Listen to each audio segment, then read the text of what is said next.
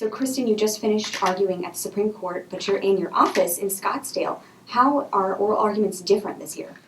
They're very different in that we participated in an oral argument by telephone. We didn't even have video, and obviously we weren't in DC.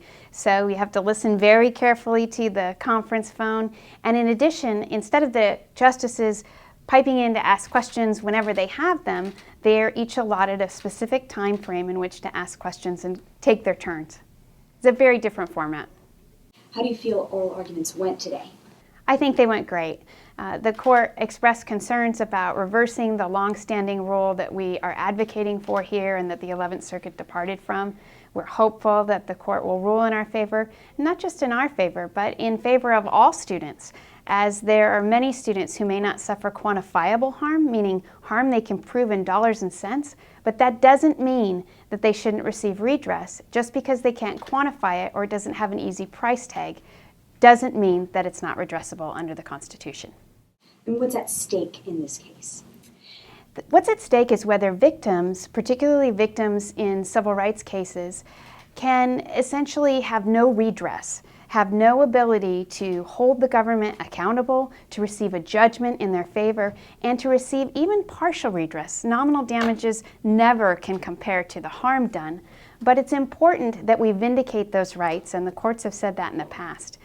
If you think about even Fourth Amendment rights like knock and announce, where someone enters a private residence, a law enforcement officer, in violation of the Constitution, and they just look around and then they leave. That's a violation of the Bill of Rights, but there may be no damages in that instance. And so the courts have said when it's a harm that's not quantifiable, we give nominal damages as the right remedy. And what is it that you hope the justices will recognize as most important in this case? I think the most important part of our case is that the rule works and it works well. And the result of changing that rule that's been in place for hundreds of years is to box out civil rights victims, to give them no redress when their rights have been violated.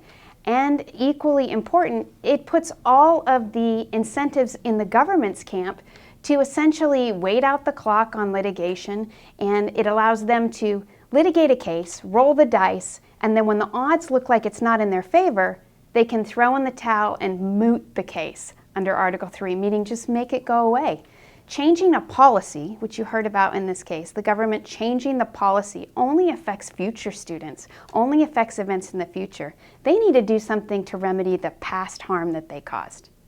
Thank you, Kristen. Thank you.